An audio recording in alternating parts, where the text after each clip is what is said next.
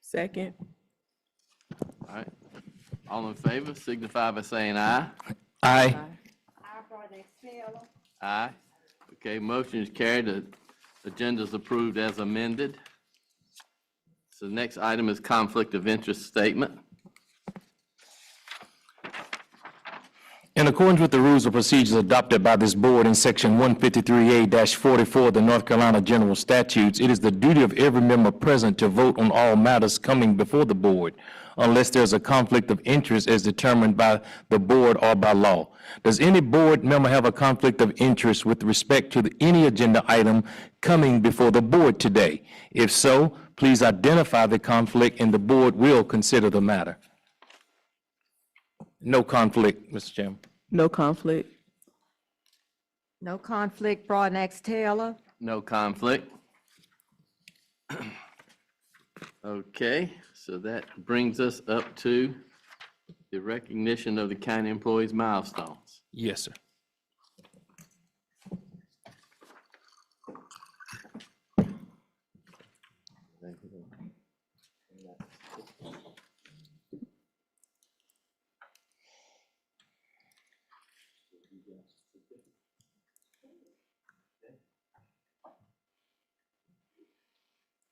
As Ms. Gatlin reads your name, would you come forward and get your certificate?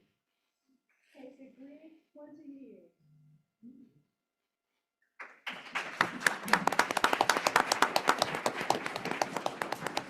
Wow. Tammy Martin, 20 years.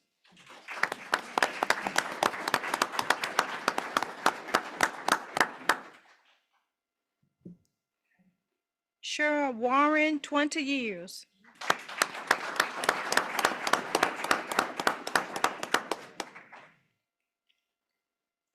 Carrie Brody, 20 years.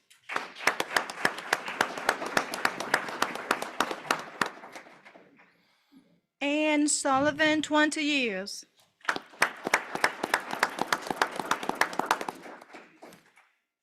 Melody Motley, 20 Mr. Chairman, years. can we just have a 20 years for what, serving in what capacity, Dr. Gatlin? Okay, because 20 years, okay, these people are doing some outstanding work. And it would help to know what they've been 20 years doing. Edna Johnson, 20 years tax department. Ah, there we go. That's what I'm talking about. Melanie Wright, 21 years finance department.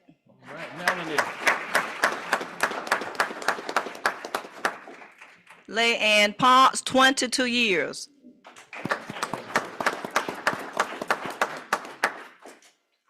Lakeisha Ransom, 22 years, E911.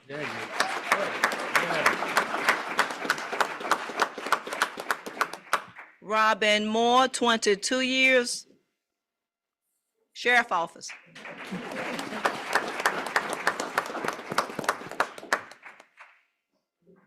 Scott Odom, 23 years, Public Works. Not here, not here.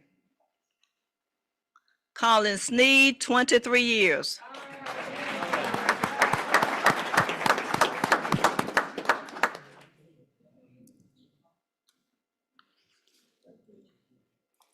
Virginia Power, 23 years.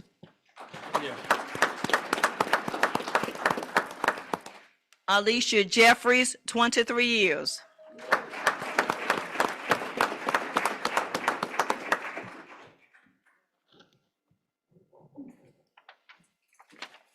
Anna G., 24 years, Sheriff Office.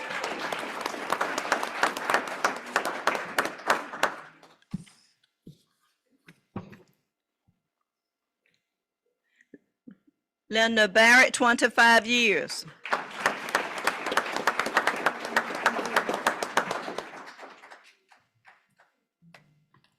Suzanne Jacobs, 25 years.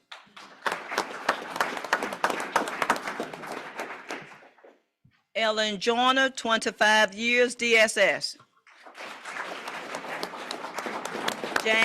James Robert, 27 years, Recreation Department.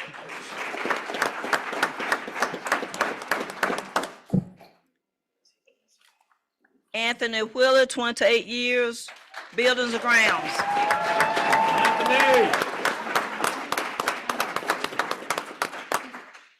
My classmate. 84, Anthony I'm sorry. Okay. Anthony Underdew, 29 years. Kia Jones, 29 years. Angela Smith, 29 years. Chief Deputy Darrell Harmon, 30 years.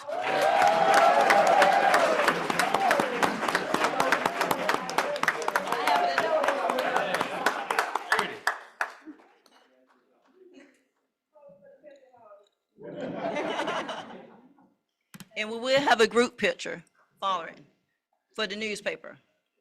Joyce Harris, 30 years.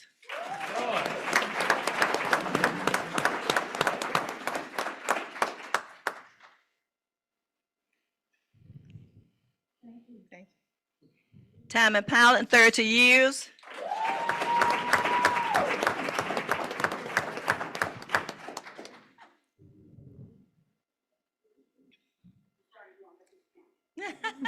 They sent me 30.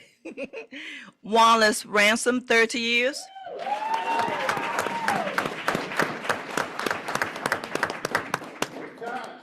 Oh, Lord. John Dickens, 30 years. Sandra Livesay, 30 years, DSS.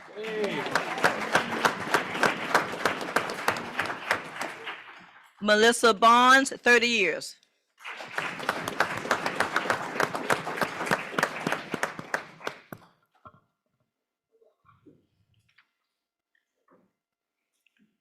Judy and Dick Collier, 30 years.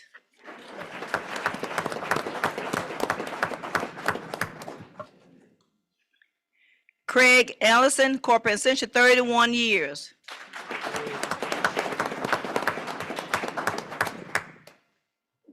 Rhonda Taylor, DSS, 31 years.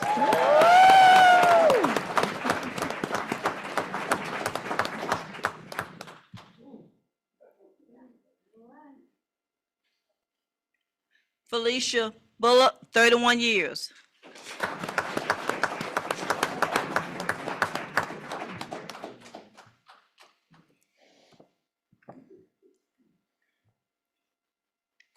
Stephen Mallet, 32 years.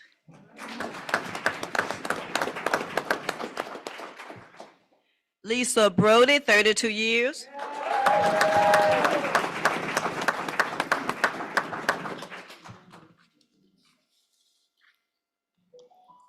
Dorothy Jones, 38 years.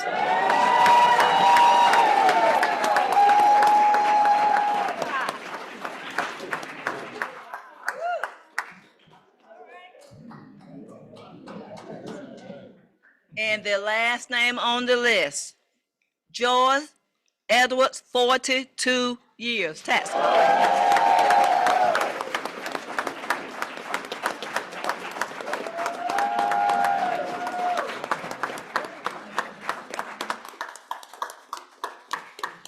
Now, could everyone that received awards come back up here and take a group picture for News Herald?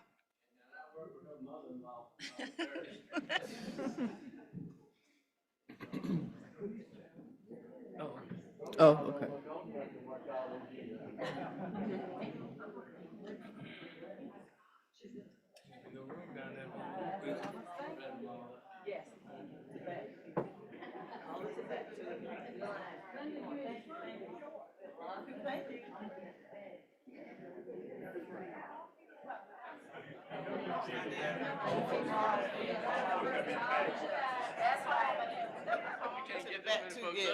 That's what I'm trying to figure out. We need to see some things. You're right. Might be better if I think we stand up. I mean, some people up there might need to lay it, yeah. Problem, y'all. Just don't leave no snacks.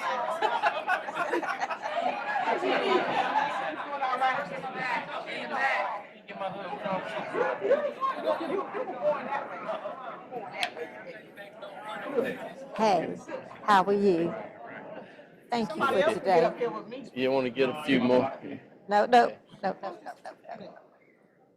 Is that gonna work? Hey, how you doing? Somebody can come up. One or two more can come up here if you want Sandy, come to. on up here. Ladies, y'all come up here, please. Yeah.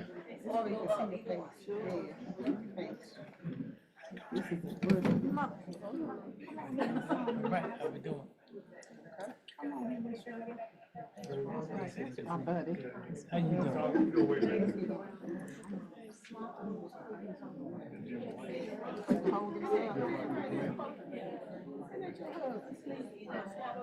Brother Harmon, where'd you go?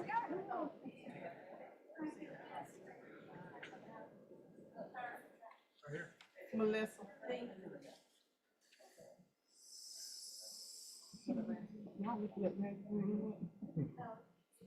What's wrong?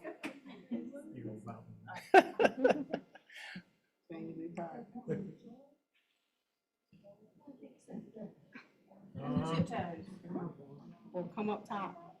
Yeah, Go to the top. maybe that'll work. Yeah. Okay.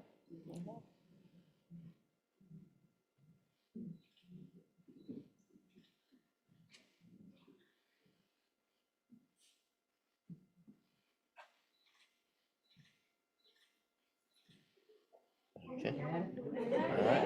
Right.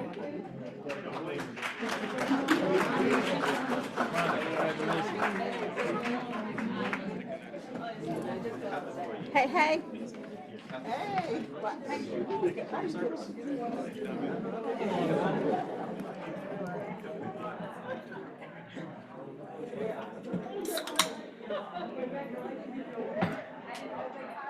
Hey, Doctor, congratulations. My man, yes, sir.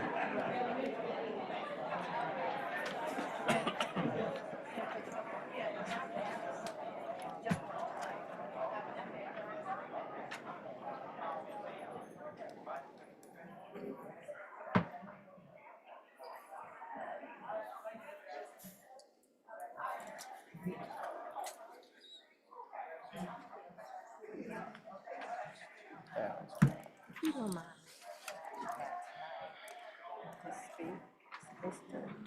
Okay, okay, all right. All right. And I would like to say I commend all of our hardworking employees for their long years of duty.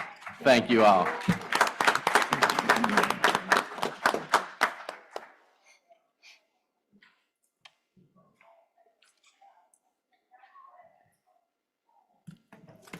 The next item is the consent agenda. Could I get a motion to approve the consent agenda? Chair Martin, I make a motion that we approve the consent agenda. Second, All right. Any discussion? Not, all in favor signify by saying aye. Aye. Aye. Aye. I, Barnex Taylor. All right, consent agenda is approved. Now we'll have our public comments. Thank you, Chair. Citizens, if you've signed up to speak, when you're recognized, please approach the podium. Your comments will be limited to 5 minutes. The Chair will cut off all speakers exceeding their allotted time. If you have any questions of the board, you will receive a response from the board or county staff. The board will not respond or otherwise engage in a dialogue with you during your allotted time. In pursuant to North Carolina law, this time is allotted on the agenda for public commentary on county business. This is not an open forum to be publicly critical of the performance of any county commissioner or county employee, and the chair will maintain the order and decorum of the meeting. Commissioners, I have one citizen who signed up, Mr. Alan Tashima.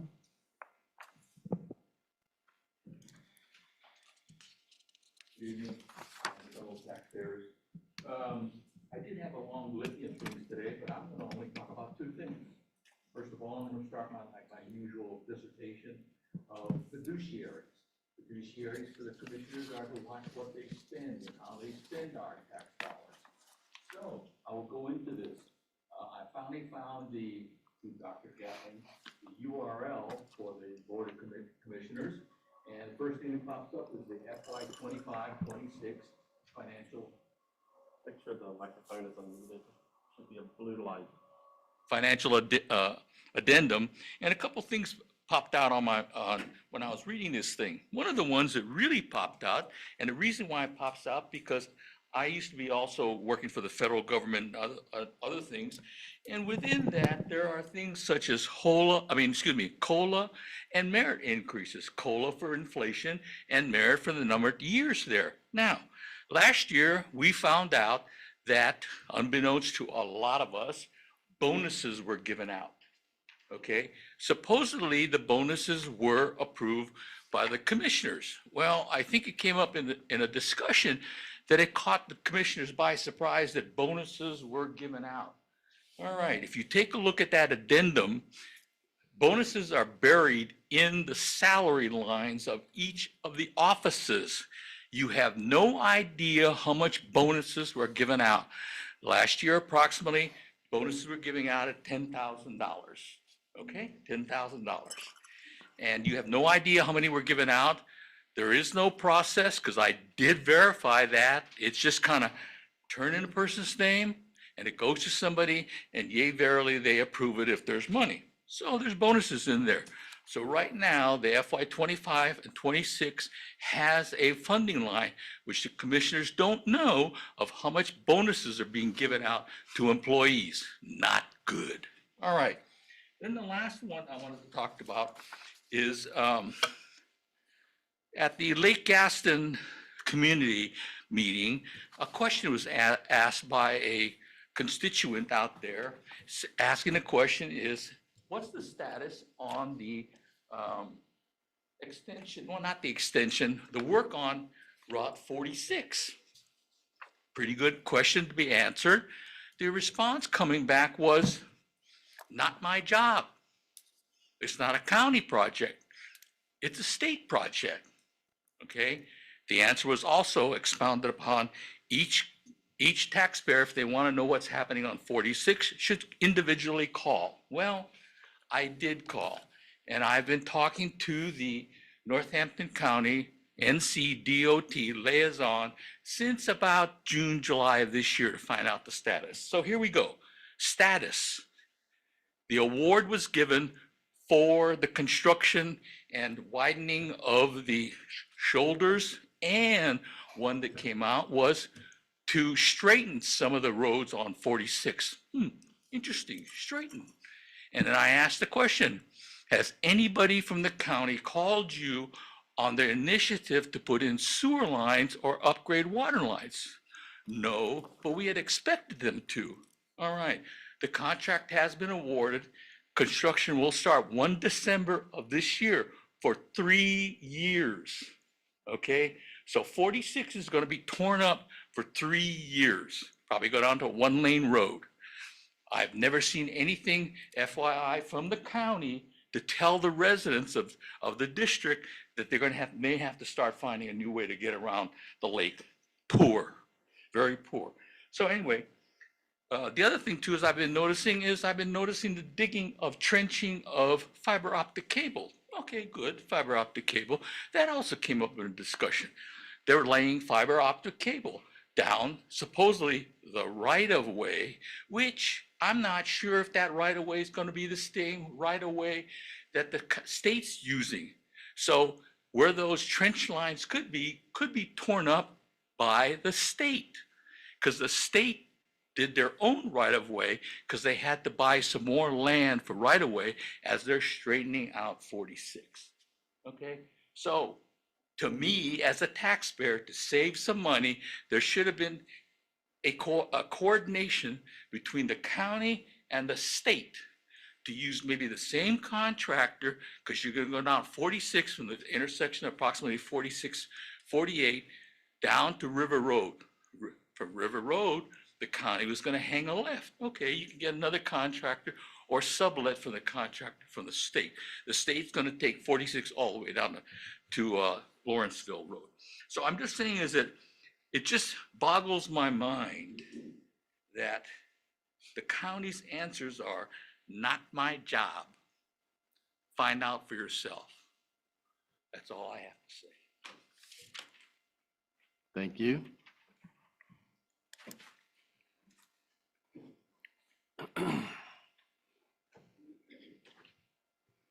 Next item is the ClearGov budgeting software.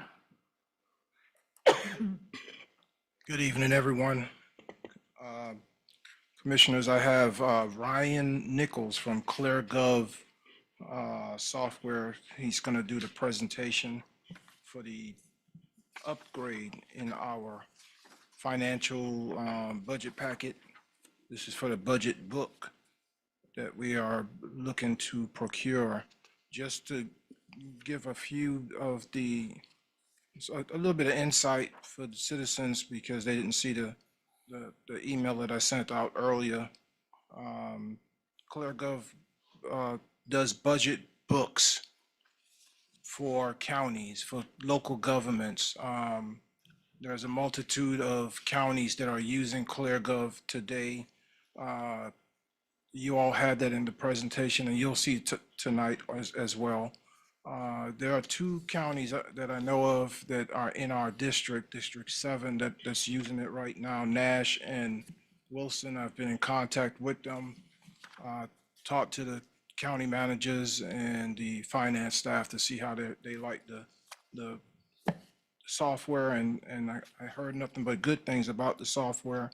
What I like about it is about a year or so ago, Commissioner Taylor came to me and she presented a budget book from Orange County and, gave it to me as to a guideline for what we would like Northampton's budget book to look like.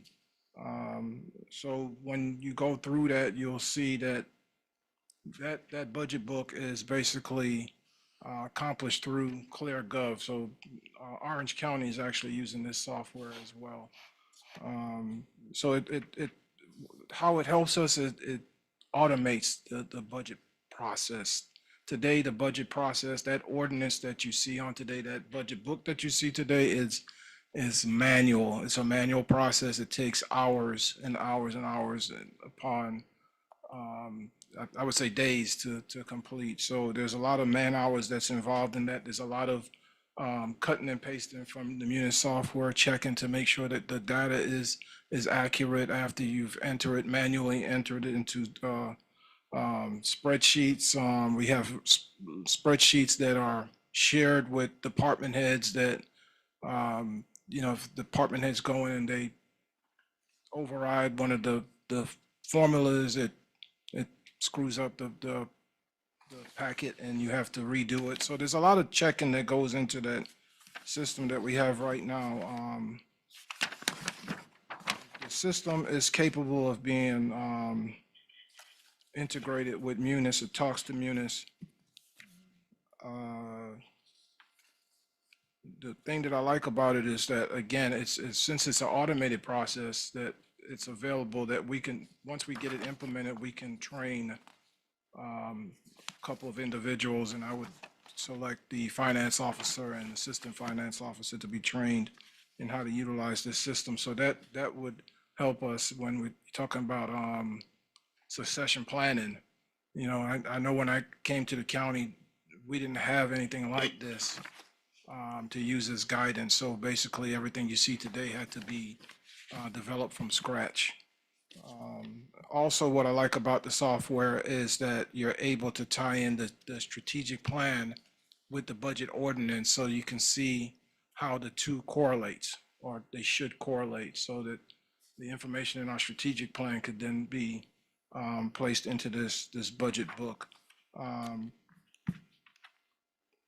The cost is more than justified, being that we froze two positions. One was the assistant county manager, and we had another position in finance that we froze this year. So we saved almost $196,000 in two positions that we were able to freeze. So the cost of this software is more than justified, and I call it perpetual because some people would present a cost initiative, and that savings, you might just see that for 1 year or 2 years. This will continue to go on and on and on, as far as, you know, you don't have to replace and put a person in this position. Where I worked, when I was in my mid-20s, we had a budget manager that would do what this software does. And back then, we paid about $45,000 on an annual basis just for salaries for this person. So, and again, that was when I was in my 20s. I'm not going to say how old I am. Well, I'm 58. So that was a long time ago. We were paying that type of money for someone to do this process. And the other thing that I like, it presents information in such a way that we're always talking about transparency. So the information is clear, is precise, is transparent, and it's how I like to say is easy to digest. So when you see the actual output, it's easy for anyone to look at the data and look at those numbers and compare from year over year. You can incorporate all kinds of analogies and type in all kinds of information in this package. It just, there's a lot to it. So I'm not going to continue to go on and on and on about it. I know that Ryan will do a great job in the presentation. So I'm going to turn it over to you, Ryan. All right, can you guys hear me? Yes. Yes. Great. Really is an honor to be here tonight. Really appreciate it. I will make sure that I will be succinct and to the point with my presentation. So I'm going to go ahead and share my screen. Okay. Are y'all able to see my screen? Yes. Yes. Wonderful. Okay, again, thank you so much for having me here to present tonight to this meeting. I have a little background on ClearGov. ClearGov has been helping local governments for 10 years to, just like Julian said, to automate manual budgeting process. So let's dive right in, and I will show you the value that this would be for the county. But we need to step back a little bit. I'm not even talking about the tools that you have in place. We just kind of need to level set here and talk about budgeting from a really kind of a global standpoint. Budgeting is hard. It's high scrutiny. There's tighter deadlines. It's a shifting environment. So again, this environment, not even talking about the tools, can make budgeting a very difficult thing. And as we peel the onion back a little bit and get into the actual tools, as Julian was already saying, and Northampton isn't unique in this. Most counties and cities across the country are still using manual processes. If you think about this, Excel came out in the 80s, the same time around the VCR did, but the VCR has become obsolete. Nobody uses it anymore. However, out of the 90,000 local governments, most of them are still using these manual processes. And what that does is it's manual, it's unclear, it's time consuming, all the things that Julian just said. It doesn't make it a very effective way to manage local taxpayers' dollars and be transparent. And again, there's no blame on anyone. It is not anyone in this room's fault. It's just you use what you know, and the available options that you know at this point are really not the best for budgeting. Accounting solutions are great for accounting. They're not made for budgeting. There's a lot of point solutions out there that require heavy integration work. They're very expensive upfront and ongoing. And there's private sector tools that are great for the private sector, but they're not made for public governments. So our mission at ClearGov is very simple. We create easy-to-use software to help governments budget better. Very, very simple. It's a very easy-to-use system. It doesn't take very long to get up and running. And we surround ourselves with other like-minded organizations. And one that I think that the body here for the commissioners would be very familiar with is NACO. So NACO only endorses ClearGov for budgeting, reporting, and engagement. A few years ago, they went through a very extensive vetting process with us and all our peers. Took about a year to complete. And at the end, they said that ClearGov was best in class. We were more closely aligned to NACO and the values that they bring to counties. I'm sure NACO has been a great partner for the board, and they've been a great partner for us. And also, as Julian had talked about, yes, we do work with two other counties in your district. In fact, we work with 10 counties throughout the state. I've had the pleasure to be able to partner with most of these counties to get them set up with ClearGov.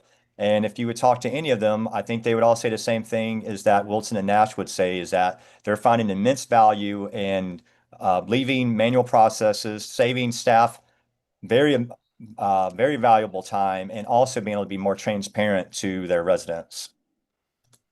So how do we do that? So there's really four major ways, and I'm going to go over these briefly tonight. How do we make budgeting easier, more transparent? Well, the document chasing will be eliminated. It is a cloud-based platform that is very easy for departments to understand and for finance administration staff. So again, there's not going to be half the chasing these documents that you are now. It is going to unite your team for the tools. There's actually a few tools I'm going to share. It's easy for departments to make their changes and get back to their day job. It is going to help y'all tell your financial story more effectively. So like the citizens in a room tonight will be able to obviously come to these meetings, but will be able to go online at any time and to look at a very easy digestible breakdown of the budget for this year and for prior years. And also this will help future-proof the budget cycle. Whenever in the future that a new administrator and finance director come on, your budget will not go out the door with your current administration staff. This will future-proof the cycle. Also, too, this would be a good retention tool that would attract top talent as well. When maybe some other nearby communities have not modernized, that won't be the case for Northampton. So there are actually three tools that we've identified that would be the most value add at this point. ClearGov actually has 8 different modules to help fill in the gaps. So I'm going to go over the 3 tonight that I believe would be the biggest value add, and then I will be transparent and share that pricing. So the first tool module that Julian had shared is the digital budget book. This 2 main points for this module. One, for staff, immense time savings. Then it's the transparency, again, to make it a very easy way for the public and for this commissioner body to understand what's going on into the budget. There are many points here, but I want to be very cognizant of time. You have many formats you can view this in: a web-based version, a mobile version, a PDF version, so it's easy on any device to understand. The pages that are constructed are already pre-constructed in their blocks. So all I'm having to do is fill in some narrative, which can be automated as well for financial statements. It is ADA compliant. So that is coming down the pike here, where eventually all local governments are going to have to follow those guidelines. So that you're not going to have to worry about. Bottom line, why do you need this tool is the more spreadsheets you manage and the papers you shuffle, the greater the margin of error. So a user-friendly format for any resident can understand. So here's a couple testimonies from another county that's not too far away from Chatham County. They've been with us a few budget cycles. They're a very big advocate of ClearGov. Daryl Butts is their assistant county manager, and he actually used to be their budget manager. My understanding is a big part of his promotion was because of him bringing ClearGov onto the county and the immense time savings that he brought. So I'm going to read this bottom quote where he says, "The shift to ClearGov, we've saved a lot of time. We've gone from about 2 weeks to put a document together to about a week. So we've cut about 50% of time down." That is substantial time savings. And again, I wanted you to hear it from one of your nearby counties and not just hear it from me. So again, a very powerful testimony. And actually you can go on our website and you can read the whole breakdown that he gave. So that's the first tool. The second tool that we've identified is personnel budgeting. And I kind of heard with the citizen came up today talking about different things with COLAs and or whatnot that goes into personnel budgeting. Personnel budgeting is a massive spreadsheet that takes a very long time to get set up. So the value add to this tool would be efficiency, accuracy, and time savings. To be able to go in and COLA adjustments, a click into either the entire county or you want to sort it out by departments, knowing what a 5% COLA increase is going to be, and immediately know what those new budget numbers are going to be. But also if someone has a great year and they're getting an increase, know what those numbers are as well. The value to this board would be able to, for Julian and Leslie, to show you different scenarios that y'all can decide on that would be the best for the county. But also internally, as they're preparing these budgets, they're going to have to stop sorting. They won't have to be able to, the emails they're having to go through is almost going to be eliminated. And the tedious spreadsheets and the hours upon hours that it takes time to fix will also be eliminated.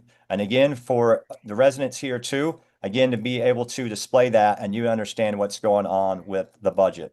So the last, actually, let me pause here. I want to give it a real world example here. This is a screenshot of the dashboard. So that will be presented if you choose this module, be able to run those different scenarios and know the breakdowns of the personnel budgeting. Also, I want to read a couple of these quotes real quickly so you can understand a real life example.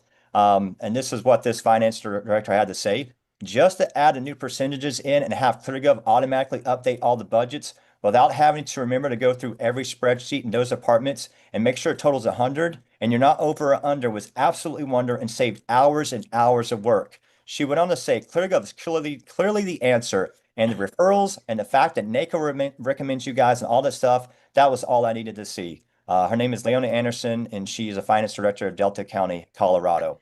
The final module that is being evaluated for consideration would be capital budgeting. So kudos to Julie and the staff. You're already using forms to collect requests today.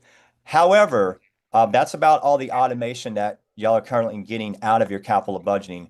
With ClearGov, when a form is completed, it is going to populate an entire CIP process for however many years you want to do that. So as far as collecting the request is going to save time. It is going to be easy for departments to go in and then make the request.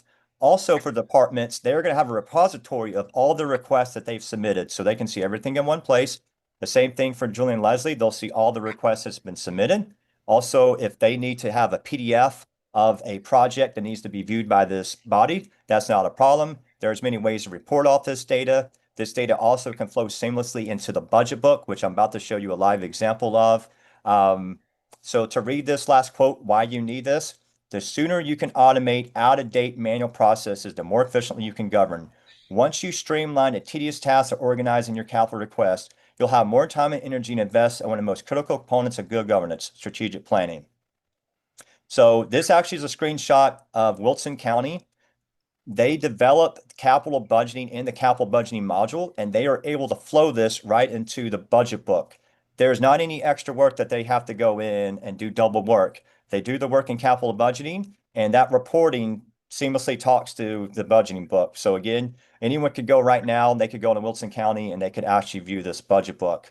And just to quickly read this quote from another county, we had positive response from departments working with new ClearGov forms, and everyone agrees it's a better tool. We're looking forward to seeing stronger capital requests in year 2 and even greater time savings and efficiencies. Now we've gone through our first budget cycle with ClearGov. Everything is in one place, no back and forth emails. I'm going to butcher the name of this county, but it is a county out of New York. So the last part of my presentation is for full transparency, because we are a transparency platform, and I want to be very transparent to all the residents, all the citizens, and department heads here tonight. So here's the pricing breakdowns. Option 1, digital budget book, personnel budgeting, and capital budgeting. The total net setup service, which that is a one-time setup fee for these 3 modules, is $11,880. There is also a 7-month pro rata investment on just the budget book, because that is the tool that I'm recommending that you start with now, and that would be $5,688. And the annual investment to line up with your July 1 fiscal for all 3 tools would be $26,430. So that's option 1. Option 2 would be the budget book and personnel budgeting. The setup service or the one-time setup fee would be $8,415. The pro rata investment is the same before because it's just looking at prorating the budget book. And the annual investment on the July 1 fiscal for next year would be $8,320. And the last option would be just starting with the budget book, a one-time setup fee of $4,950. Annually, again, 7-month prorate, just the budget book is a $5,688. And the annual investment would be $9,750. So thank you, everybody, for letting me share tonight. This is my personal contact information. If anyone needs to reach out to me, have any further questions, I would be glad to answer those. I'm here as long as I need to stay to answer any questions. Thank you.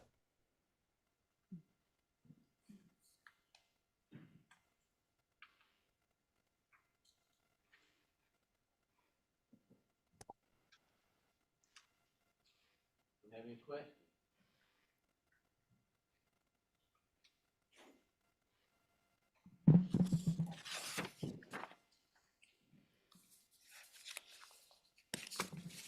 Mr. Chairman, I have several questions. I guess it's to Mr. Dr. Phillips. Dr. Phillips, so when you look at ClearGov, looking at the three different options, which option were you considering? Well, the minimum, the budget book, At minimum, the budget book, which is option 3. right. If I can Get get it all, I would do 9,750. All three modules, Right, just to take advantage of the pricing. understood. But if, And when you look at what ClearGov does, as you know, human resource and finance, they're joined at the hip. How does it make that process seamless?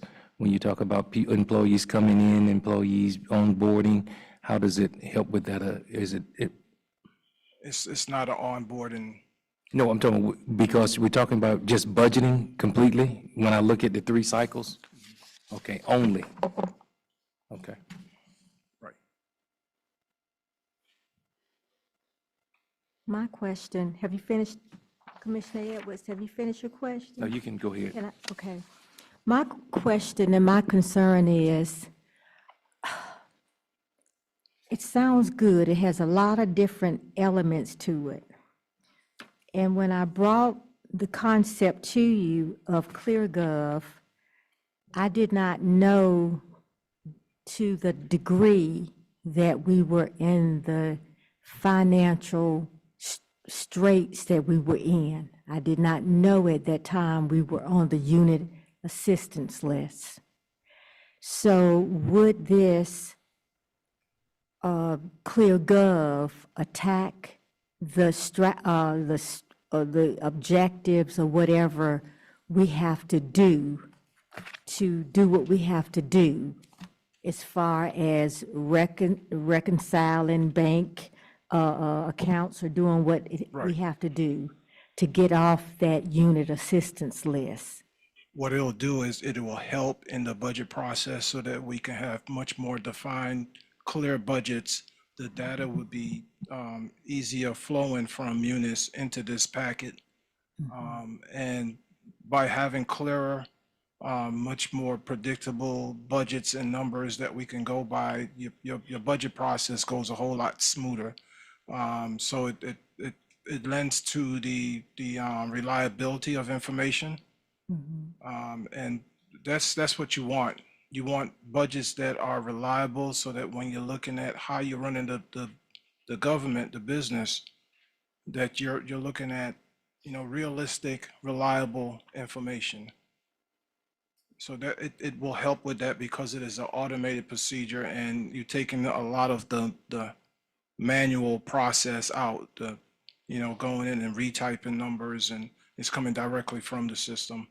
And the quicker we can get our budgets in the system, the better it is, because then we can go about the normal business of doing business in the government and making sure we're watching the things that we need to watch and not trying to catch up on budgets not being presented. Fine, and you don't have your budgets presented in time, then that just pushes everything back.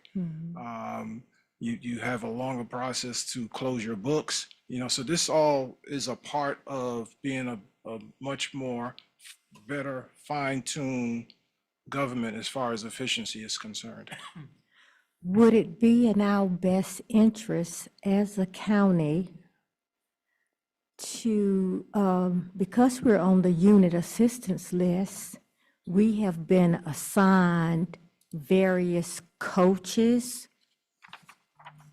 Would it be in our best interest to go to those coaches prior to doing any type of purchasing and ask them their feedback about what we're going to purchase or their advice before we purchase anything, and get their feedback on, look, you know we in hot water here.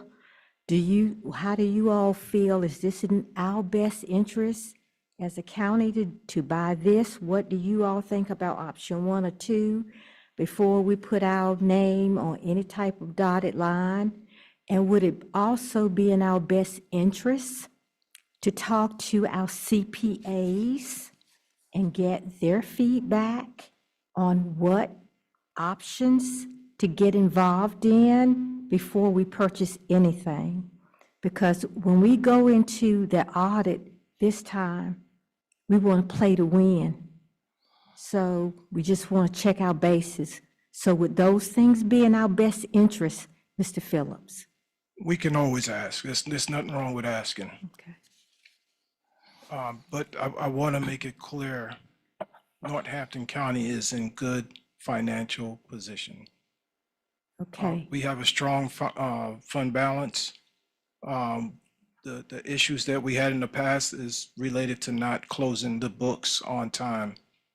The backlog of not having the audits done on time and the procedures that were not followed because of turnover in staff. And we believe we've corrected those things. I think it'll come out in this year's budget. You're not going to be 100% because that's a process. And by identifying what those issues were last year, we've gone through a lot of that and cleaned it up. But there's nothing wrong with asking, our current auditor, what do you think about this software that we're planning on going to that will automate our budget process? That's not a problem. If we decide to do this, I know that I did tell ClearGov if we had to hold off, I think they said they could wait until the next meeting. So there's no rush to make a judgment tonight. Because here we are in November.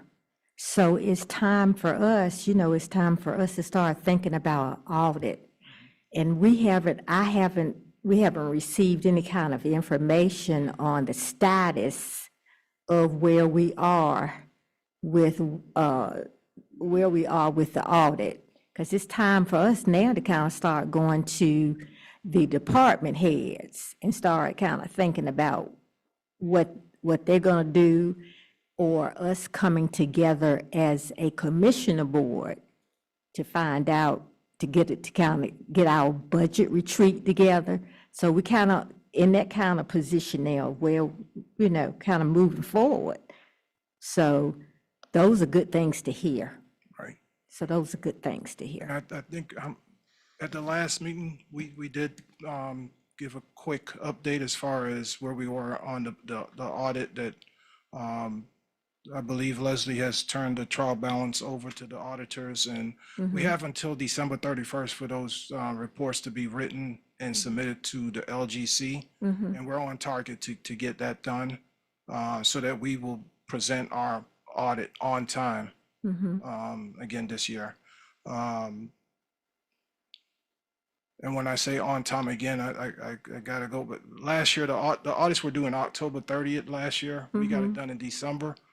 They allowed counties to get it done by December to be considered on time. So since we got it done before December 31st, we were considered on time. And we plan, and now they've made it such that the target deadline is now December 31st instead of October. But we're planning on seeing those results submitted to LGC by that deadline, by or before that deadline. Leslie, correct me if I'm over speaking, because I don't want to put you,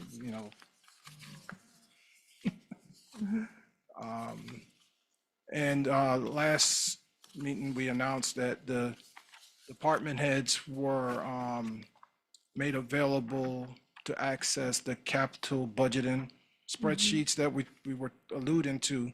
That's that 5-year SIP plan that we do have. It's a manual spreadsheet. It's a shared drive spreadsheet.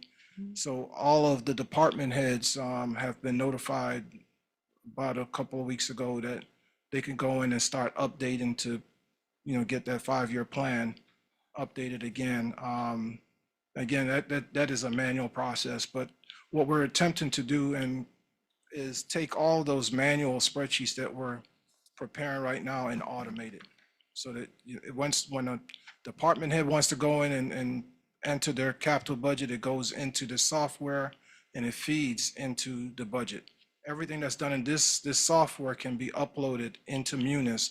And therefore, once we get the go-ahead, the green light, Leslie doesn't have to go in there and type all of the data in again into Munis. For any changes, it's I hate to say it, but it's a press of a button and it uploads. I'm familiar with this type of system, but as Ryan alluded, I came from the private sector, so the software that I had access to would not work here. But this is a great piece of software, but I don't have a problem, reaching out to our auditors and say, hey, this is what we're planning on doing. What do you think? And then reporting back to you guys and let them know. But as far as the budget, we're already started with the capital part of it, and we're planning a retreat with the commissioners, with you all. Hopefully in January, you'll see an invite from Ms. Gatlin to get your feedback on when we can get together and have a retreat. So you'll be able to have access to all of that information. And if we want to invite some department heads there, or all the department heads, to go over and sit down with them and say, hey, this is what I need. And, we can go, back and forth as far as what is the criteria? What is the strategic plan? Does your budget tie into the strategic plan for the county? So those are the things it's been a process. It's been a process of improving this thing since day one. Like I said, and I'm not trying to pat myself on the back, but there was no information available, and we have to develop it and put it together and make it make sense and make sure it tied in or confirmed to the general statutes Okay, thank you. primarily. Thank you. And of course, GAP, Generally Accepted Accounting Principles. Thank you. And Mr. Phillips, what I was speaking of, not definitely on board, but personnel budgeting is a major component. Yes. When you talk about HR and finance. Yes. And we fill some positions, and then we get someone on board, and then someone leaves. It's just like you made the statement earlier, we froze an assistant county manager position. And then when you look where bonuses come from, it's in salary line items from the positions that we did not fill. And that's what I was speaking of. Right, exactly. But I would like to add to Dr. Edwards' point. I want to say I appreciate the presentation, and anytime you can adopt the tool, it's going to help you be more efficient, become more paperless. I think that's a good thing.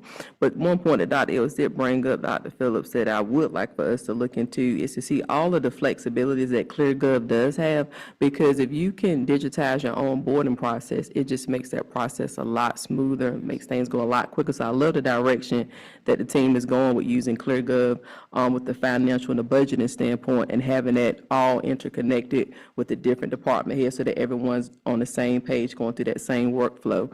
But I definitely would love to know all of the flexibilities that ClearGov has so that you are not having to do ClearGov for this or DocuSign for that, you know what I'm saying? So just to see all that it can do. But I love the presentation. I think it's going to make us even more efficient. And like you say, in the event that you have a change in the guards, when you have a tool like this in place, it makes it a lot easier to be able to go back and look at things.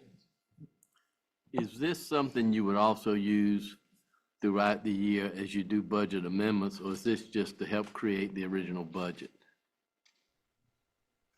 Can use, yes. Okay. All right. So is that a yes throughout the year, or just Throughout the year. original budget? Throughout the year.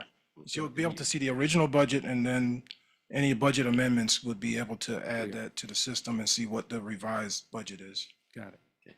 Yes. Anyone else have any more questions?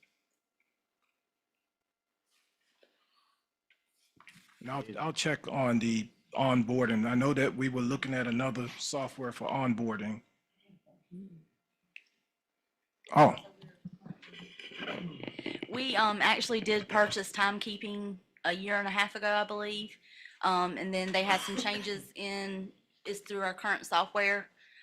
With that timekeeping, we are also going to be getting onboarding, which is supposed to be, we are actually working to get that implemented right now. They had some turnover in the software company, and so it got pushed back a little bit, but we have just started initiating getting that into place, so. Okay. so basically we're trying to move Northampton County, the finance and administration out of what I call the Flintstone ages. because it's very archaic what we're doing, and we need to automate where we can and take the advantage of those systems.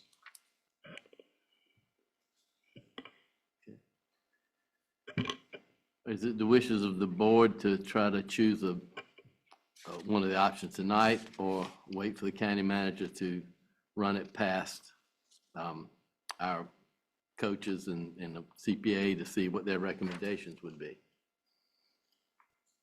I think we need to wait until he run it passes past the coaches and the CPAs, Chairman Martin, and come back and present to our Board of Commissioners before we make any final decisions.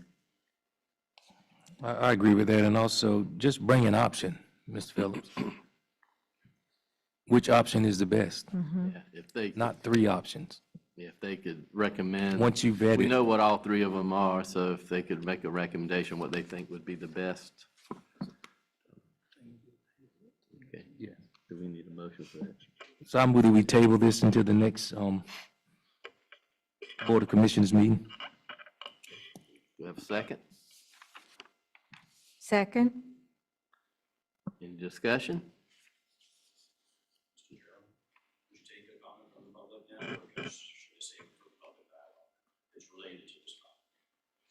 Well, we'll hear one comment, yes. Hi, my name is Jim Nystrom. I'm a citizen for over 5 years, first responder, firefighter.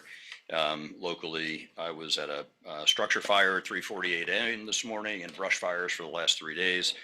So I will be as brief as I can. I'm also a member of the board of the Lake Gaston Association. But what's relevant here is I'm a retired chief revenue officer. I've been professionally selling software for over 30 years. I have received the board packet at about 3 o'clock this afternoon. So my remarks, I read through the entire package. I looked specifically at this contract, and my remarks are about that. I will leave this behind with you, but I'm really glad to see that the county is considering a platform like this. It's absolutely the right thing to do. Spreadsheets are prone to error, very time consuming, very hard to keep up to date. You don't want to be emailing spreadsheets around. This takes care of a problem like that.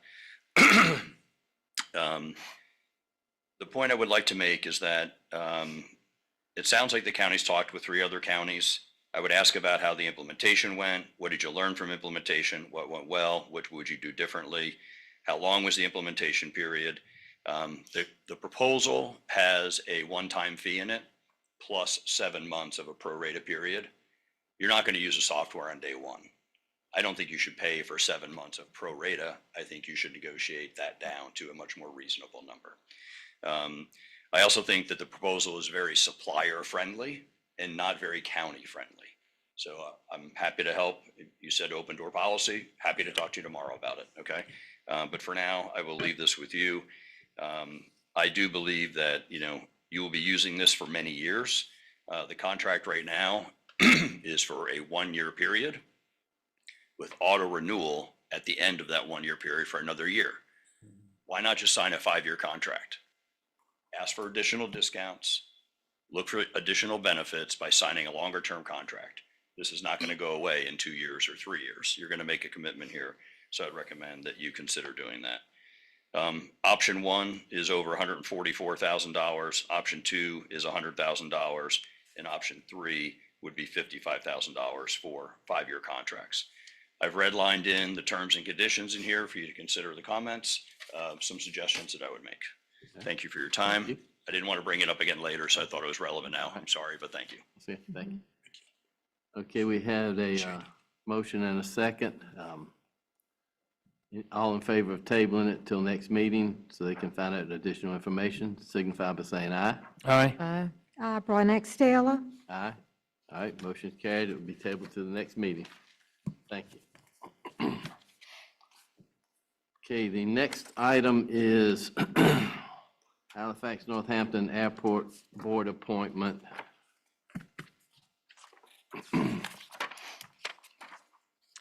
I serve on the Halifax Northampton Airport Authority Board, and William Dickinson is one of our appointees whose term will be up to start again at the beginning of the year. And the Airport Authority is recommending that we reappoint him. So that's what I'm bringing before you tonight.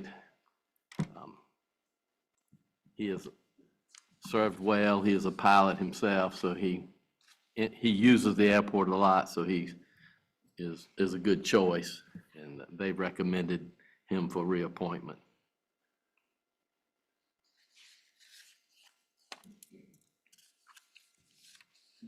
Mr. Chairman, I move reappointment of the said named candidate. Okay, do we have a second? Second. Any discussion? Not, all in favor signify by saying aye. Aye. Aye. I, Brian X. Taylor. Aye, motion is carried. Mr. Dixon will be reappointed. Okay. Okay, the next item is Veterans Commission appointment.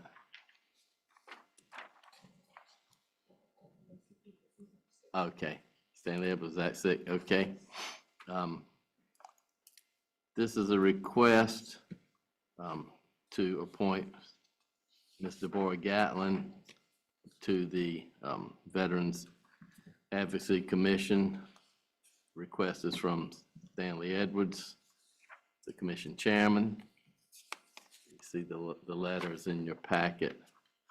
The application is in the packet.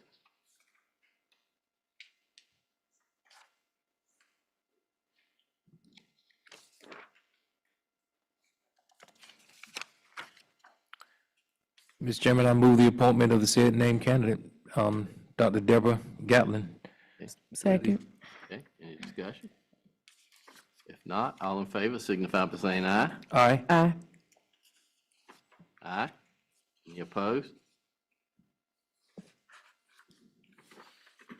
I, Brian X. Taylor. Okay, motion is carried. All right. Next item is the solar ordinance review engagement agreement. So commissioners, in your packet, or I passed around Yeah, you earlier, you passed. should, Where did I put that? Take it somewhere. got it? Okay. Yeah, there it is. Yeah, stuck it in here somewhere. All right, yes. Does everybody have that? Okay. There it is. There's yours. Excuse me. You have a proposed engagement letter from the law office of Brian Bryce Jr., who is based in Raleigh. Again, this is at the request of the board and the request of citizens for a specialized legal review of the county's enacted solar farm ordinance earlier this year. The pertinent terms of the engagement letter are essentially the attorney fee rates. So partners and senior attorneys will be billed at the rate of $350 an hour. Associate attorneys or younger lawyers will be billed at the rate of $250 an hour. And paralegals, who are legal assistants, will be billed at the rate of $100 an hour. There is no specified term of the agreement. The services can be terminated at any time without cause by the board. I have requested of Mr. Bryce an estimate and a proposed timeline for his services. He has not reported back on that yet, so I don't have those answers tonight. However, I mean, based on, my review of the terms, they're appropriate. The rates, frankly, for lawyers based in Raleigh are, these are standard rates. If there are any questions, I'm happy to answer them, but my recommendation will be to approve the engagement so Mr. Bryce can commence his work for the county. Does anyone have any questions for the attorney?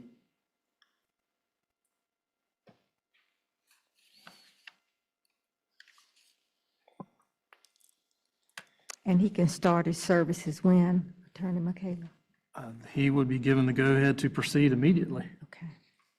assuming this board approves it.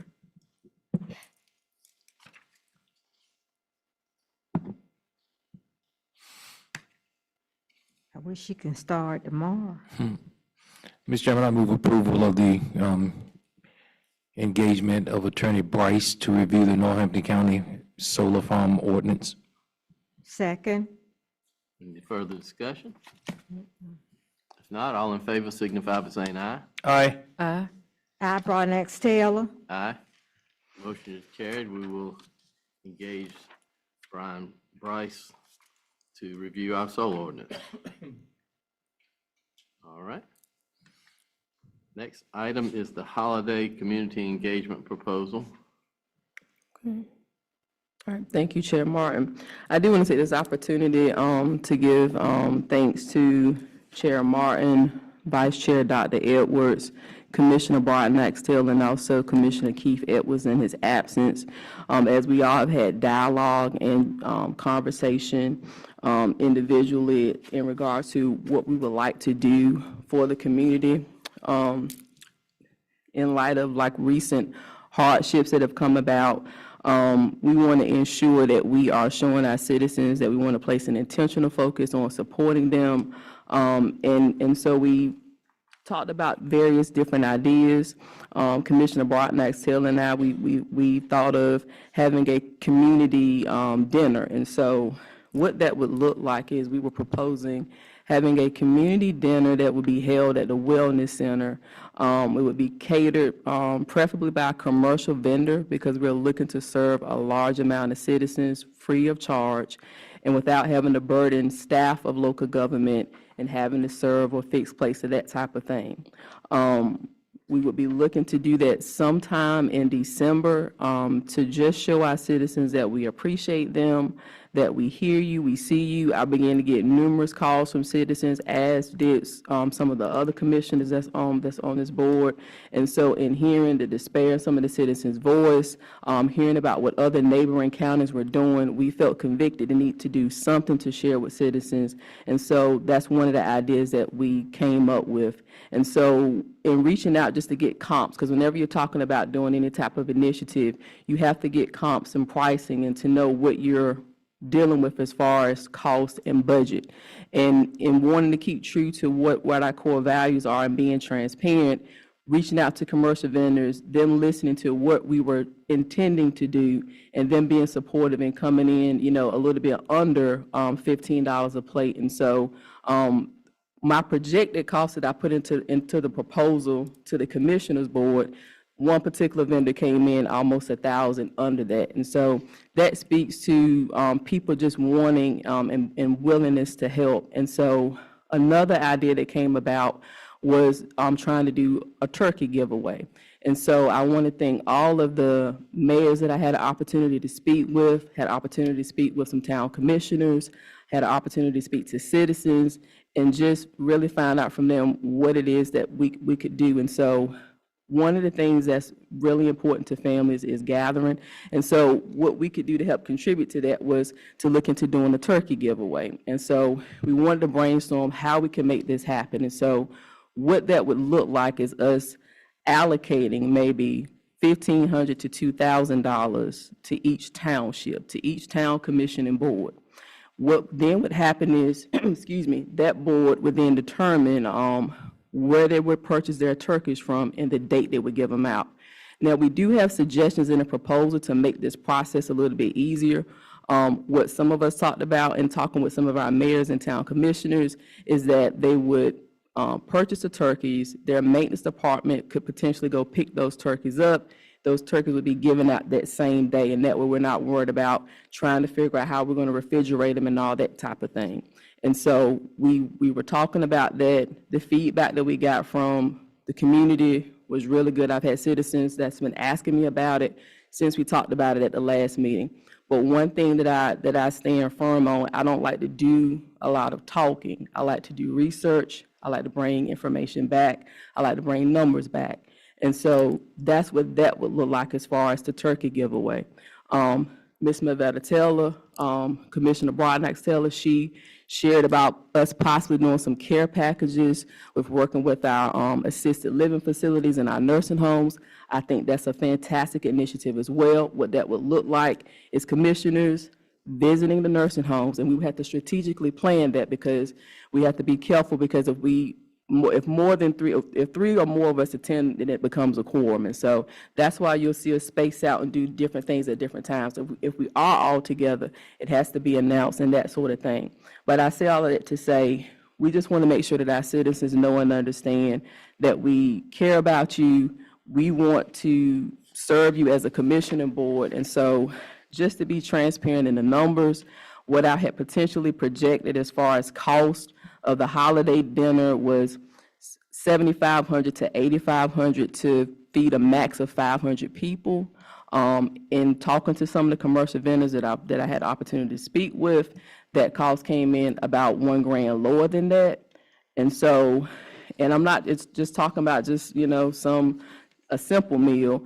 This would incorporate, you're talking about fried chicken, baked chicken, turkey barbecue, pork barbecue, mac and cheese, cabbage, collard greens, lemonade, tea, and water. So, you know, I projected those numbers because in wanting to do a dinner like this, as us thinking about this as a commissioner board, we have working families, we have single parents. So someone's gonna come through that line and they're gonna need more than one plate. So that was the thinking behind that. So the potential cost for the dinner would be about $7,500. And that also includes the staff serving that. So it will be the staff or whatever commercial vendor that administration decides to go with. The turkey-based allocations for each township would be roughly about $1,500 to $2,000 per town. Had an opportunity to talk to some local grocery stores, and they gave me some prices and comps as well. We had an awesome economic development forum in Rich Square not too long ago. And as we talk about turning around communities that are low income or poverty, it starts with pouring revenue back into your local townships. And so I spoke with some local grocery stores to get prices and comps from them so that townships could have an opportunity to either purchase locally, or if they decide to go outside of that, that is totally their option. But again, each town will be allocated roughly $1,500 to $2,000 per town. And also looking at working with local county government and Department of Social Services and doing a countywide turkey distribution and giving them approximately $3,000 in funds. And they could do the same, which would be a department in a local government, whether it be the maintenance department or whomever.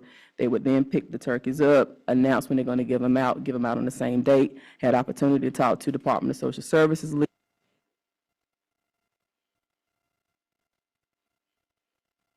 And the total potential cost that I came up with was roughly around $29,500.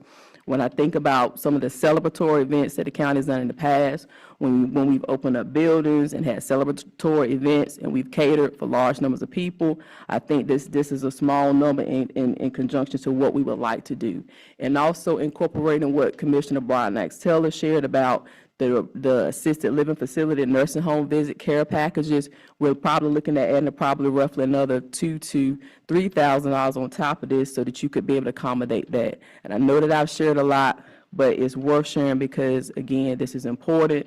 And as we talk about doing initiatives and spending money, it's very important that we share with you numbers and some of the background and some of the thinking that went behind it. This wasn't a silo initiative. I bounced ideas off a lot of different people, a lot of different citizens, leaders, and so on and so forth. So I just want to thank the board for giving me this opportunity to be able to share an initiative like this, and so that we can have some discussion about it and hopefully be able to take action on this pretty soon, because we would like to get turkeys out to the citizens before Christmas and hopefully have the dinner before Christmas. But if not, we could definitely look at having it at the top of January, you know, so that's just the information that I wanted to share.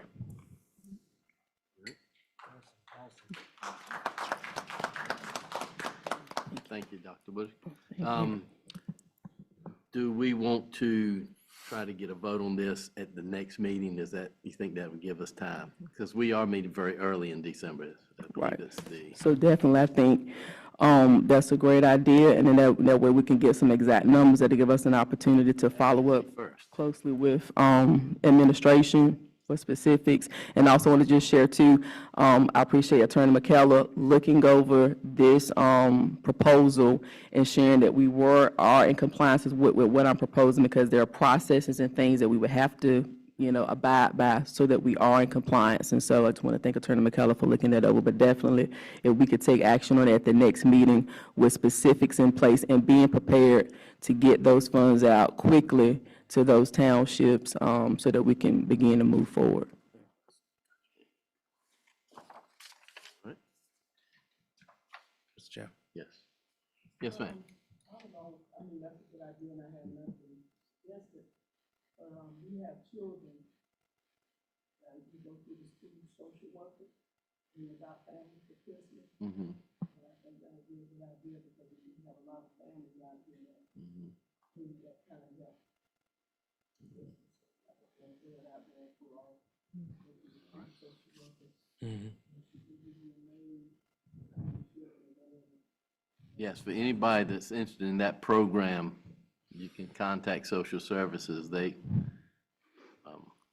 Our church has done it. Yes, school, yes. Right. That's true. We will make a note. Thank you. John. Thank you. All right. Any other discussion? All right.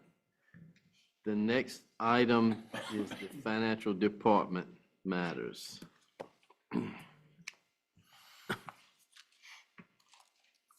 Good evening, Commissioners. Good evening. Good evening. First item I have for you tonight is the September 2025 monthly financial report.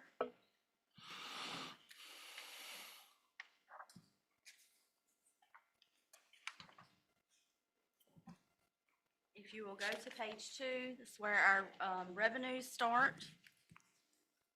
Our revenues are down, page 2. Our revenues are down as compared to this time last year by 4%. You will see an uptick in those numbers as we start seeing more Avalon taxes come in October.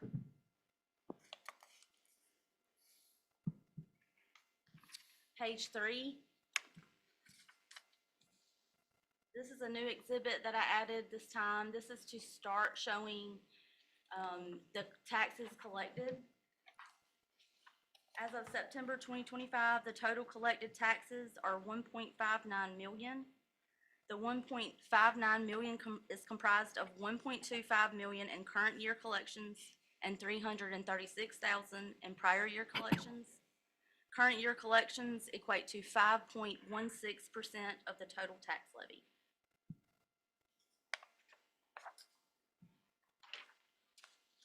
Page 4.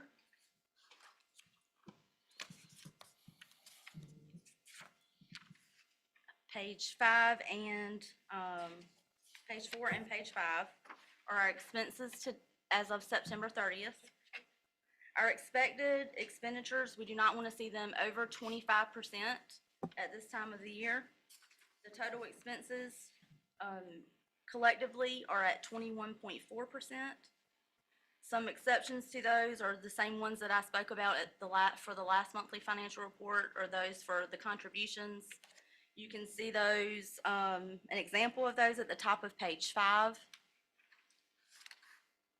This is where we contribute funds to outside agencies, and we contribute them one time a year, so they're usually spent at 100% at the beginning of the year.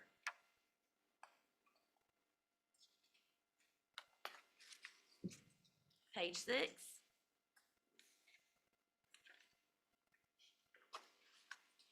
Exhibit 4 are our enterprise funds. This is Fund 61. Our revenues are over expenditures by 336,000. Exhibit 5, our Fund 62, Gettysburg Water and Sewer District. Our collections are down by 27% as compared to last year at this time. I did reach out to our Public Works Director, and she stated that we had an issue with our meter read programs, and they were at the end of their life. The minimum bills were sent to customers in that district. The issue has since been corrected. I advise that all spending be kept to a minimum as we monitor this fund to make sure that we have enough revenues to cover our expenditures. Exhibit 6, Fund 62. This is our solid waste fund. Revenues have increased since our last monthly report by $191,000. Still on page 6. We will continue to see an uptick in these revenues as well as they are billed on our ad valorem tax bills. Page 7 is our outstanding long-term debt. This is the same information as reported in the previous months. This will be the same. This is a yearly numbers, and so they will not change on a monthly basis. Page 8 and page 9, exhibits 8A and 8B. I did change this up a little bit and gave you a 3-year analysis of our operating cash balances and our investment fund. Our operating cash at the end of September is at $2.9 million. And on page 9, our investment fund with North Carolina Capital Management Trust at the end of September 30th was $28.1 million.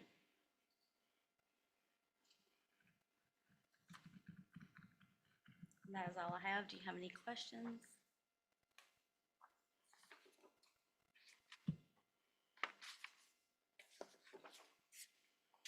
Anyone got any questions? No, sir. All right, Thank you. thank you. The next item I have is budget amendment number 3.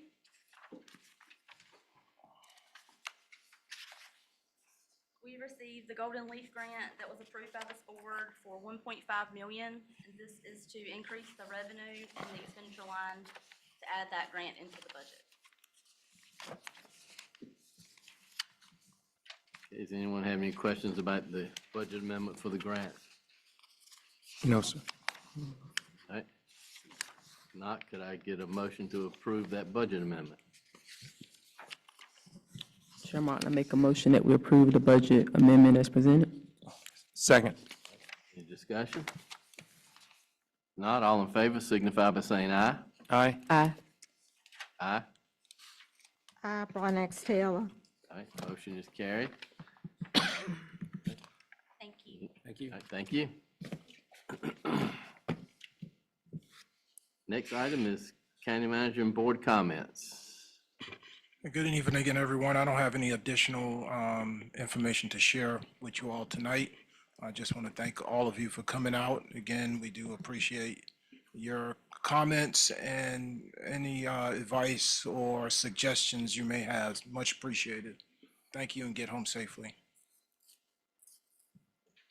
All right, we'll start with Commissioner Broadnex Taylor tonight.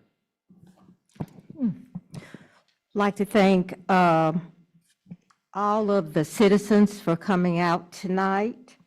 This has been an exciting weekend, a very eventful weekend. Last night, I spent time reading over ClearGov about 10 o'clock at home. Like you all do, I enjoy the convenience and the silence of my home. About 10 o'clock last night, I began to hear a round of explosions coming through my neighborhood around 10 after 10. And it began to get louder and louder at 10 o'clock after 10. And it began to get closer and closer. And it frightened me. And I fell off of the bed. And I hurt my knee because it was a sound that I had never heard. But I have learned since I live in Seaboard, North Carolina, I know what gunshot fire sounds like. But this gunshot sounded like no other. But I fell down. And when I fell down beside my bed, the gunshot came through my bedroom window. And when it came through the bedroom window, it hit the can of my glass of water that was on my nightstand, and it tumbled on top of my head. And I knew I had been hit by the bullet, and I thought it was blood. And my son was upstairs because he had been hit too, upstairs of my house. He had been shot. His window had been shot as well. So he came downstairs and he looked at me on the floor and he said, "Mama, are you all right?" And I had to get myself together, everybody. I had to get my breath. I said, "I think I've been hit." I said, "Am I bleeding?" He said, "Mama, you're not bleeding." I said, "Get my phone, I got to call 911. So I called Sheriff Jack Smith. And I thought I had gotten the telecommunicator. And I got him directly. I said, "Sheriff Smith, there's been a shooting in my house, and I need some help." He said, "Commissioner, give me a little time. I'm going to send somebody to your house." And in about 7 minutes, there were 5 patrolmen that pulled up to my house. Amen. And when they pulled up to my house, they came in. Everybody came in. And they asked me, was I all right and was my son all right? And when I got there, everybody, they asked me, they said, "Have you been hit?" I said, "No." I said, "I'm just wet." I said, "Because the water, the bullet shot and hit my water, and it just hit me all over my head." They said, what went on?" I said, "All I know was there was a shooting through the neighborhood like no other, like there was an explosion." I said, "Around a fire that I'd never heard before." So they began to search my house for the shell fire. They searched my house. They searched up under my bed. They searched my son's upstairs, and they found the shells. And they found out it was an automatic, some kind of automatic, like they use in war, that somebody had come in. By this time, the older ladies began to call me in the community because they had heard the sound, and they thought it was so loud that their roofs were falling in. They thought their roofs were falling in. My aunt next door was scared because she thought that somebody was shooting up her windows. I stayed there and got myself together, and I was willing to stay there. And because I had been taught, don't nobody run you from your home. And I was willing to stay there. But I could see my son was shaking, and I wouldn't do that to him. So I ended up spending the night, but I stayed at my house so long because the detectives came in. And they did a search through my house. They went outside. They went to Broadnax's Diner. They went to Fason's funeral home. They did a thorough search of shells.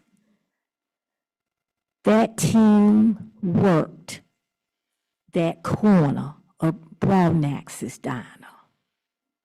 Sheriff Smith's team worked, ladies and gentlemen. I went to a friend's house. When I got up this morning at 7 o'clock and went back to my home, I decided then, if I saw daylight, I was calling the governor, the North Carolina, the state governor, because I had had enough. I was tired of falling out my bed. I was tired of falling out my bed in Seaboard, North Carolina. I was tired of folk telling me in Seaboard, North Carolina, they want no money to pay no law enforcement agent in Seaboard, North Carolina. And here I was, a county commissioner, an elected official, elected to serve the people of a county, and y'all shoot my house up. Not that I'm any better than nobody else, but citizens, if you're gonna shoot the commissioner house up, what will you do to the least of them?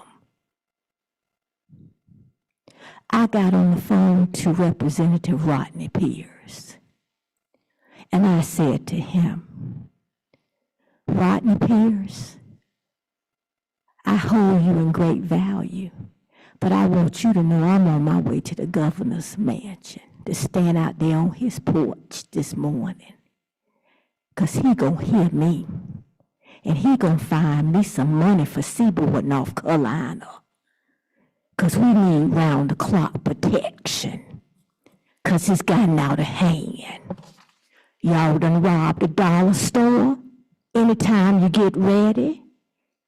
You got elderly people here can't stay in the houses. They shooting up in Gaston. You got folk that disappeared here, you can't find them. Enough is enough. And y'all not gonna run me out of my home, this little raggedy house that I call home. What must I do, Rodney? 'Cause I need your help. And he knew in my voice I had had enough. He called the governor's office. He called WRAL. He called Secretary Eddie Buffalo. He called Lottie. He called Dottie. He called everybody. 'Cause I had had enough for the citizens of Northampton County.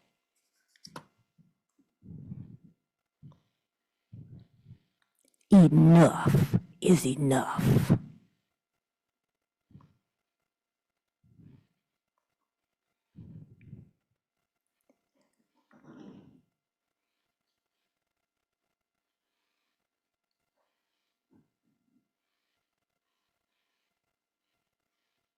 I want to know what my board can do.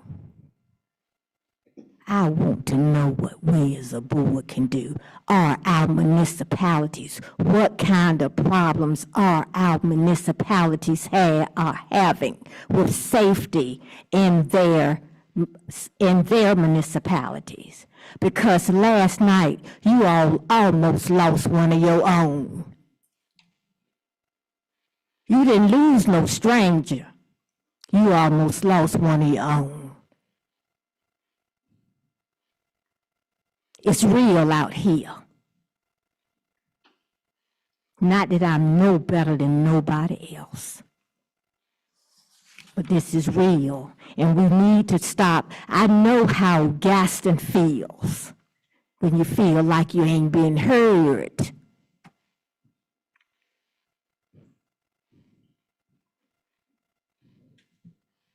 So I just want to give y'all the 411 when you see me over here and they call, what is it? I think he called RR Spin. So when y'all see me on WRAL, I don't want y'all to be surprised.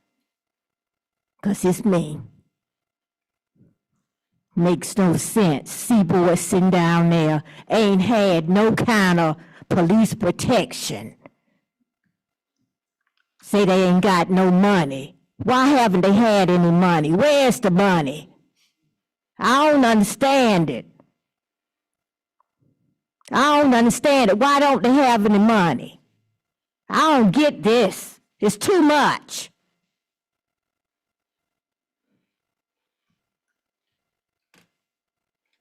Thank you, Board Chairman.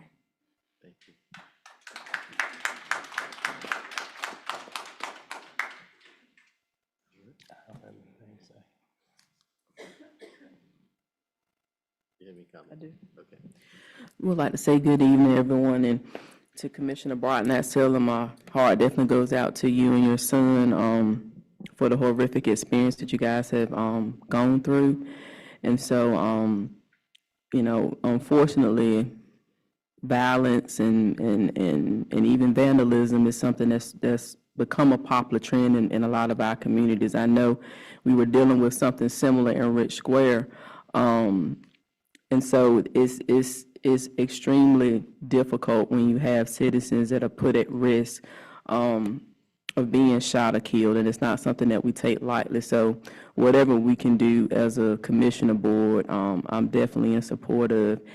And I guess the thing that I reflect back to probably about 4 or 5 months ago was when I remember some of the town of Seaboard coming and asking for that building. And so in my mind, I was thinking that, things were maybe on the up and up, but it sounds like maybe what should have been happening was maybe advocating for funding for law enforcement. And so that when I reflect back to when we, saw some of the town leadership.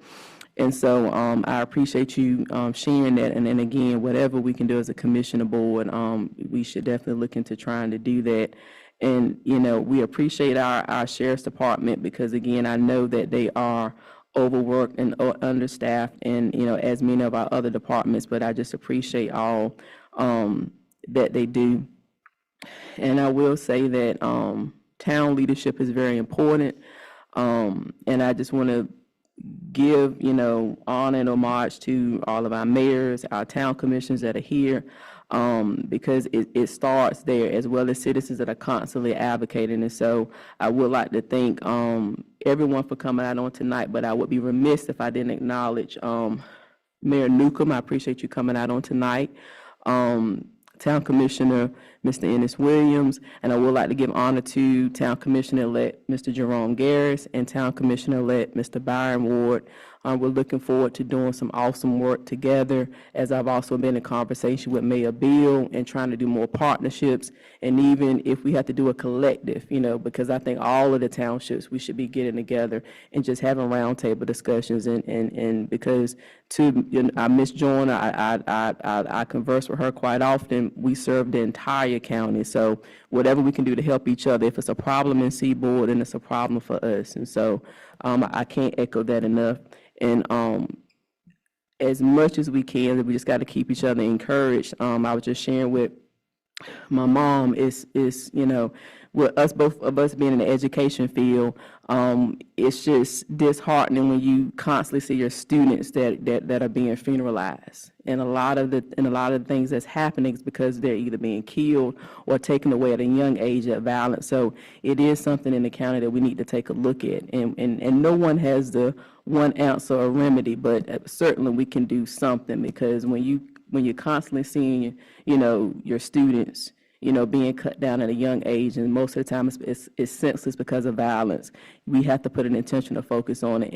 And also in looking to our elderly, some of our most vulnerable, they should be able to be safe in their homes and not have to worry about that kind of thing. So as much as we can, we need to do all that we can. But thank you everyone for coming out. I also want to give credit to concerned citizens, Ms. Gwen Futrell, Ms. Valerie Deloach, Ms. Angela Whitaker. I see these members here tonight and some that are not present. Wonderful forum that they had. Citizens came out and were able to really express the things that they wanted to see in their township, concerns that they had, and wanting to select the candidates that they felt could move forward. And so again, I just appreciate that and all that you guys are doing. And I hope everyone has a safe and wonderful evening and also a safe and blessed holiday. Thank you. Just quickly, Mr. Chairman, Commissioner Von Exceller, thank you for sharing. My heart is heavy. Safety is paramount in Northampton County. And Mr. Chairman, Mr. Phillips, I believe we should call a emergency meeting of everyone in every township of Northampton County to talk about safety, because gunshots echoing in Seaboard, North Carolina, Gaston, North Carolina, is just unfathomable. But that's something that we are facing, and we really need to see what we as a county board can do to assist. You know, I'm hearing proposals in the amount of X amount of dollars, but something needs to be done for safety, because we're at that critical point. Thank you. And we wish everybody a good Thanksgiving, but words are heavy right now. Yes, thank you for sharing that. Words are heavy, Mr. Chairman. Yeah, thank you for sharing Emergency that. meeting team. Yeah, This is unbelievable. Thank God you and your family okay. we definitely, and I think a lot of it is gang-related. It is, Mr. And, Chairman. we've got to do something about that. Here We- in Northampton County. Just a month or so ago, the Family Dollar right here on the main street of Correct. Jackson was robbed just a few blocks from the That's Sheriff's right. Department. And, yeah, we have definitely an issue we got to deal with. But I'd like to thank everybody for coming out tonight and have safe travel home. Got to get a motion to go into closed session.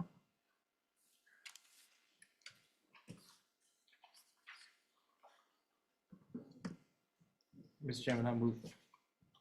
Mr. Chairman, I move we go into closed session pursuant to North Carolina General Statute 143-311A4, Economic Development Report. Do you have a second? Second. Okay, go ahead. All right. All in favor signify by saying aye. Barnes Aye. Taylor. Aye. Motion is carried. We'll now go into closed session.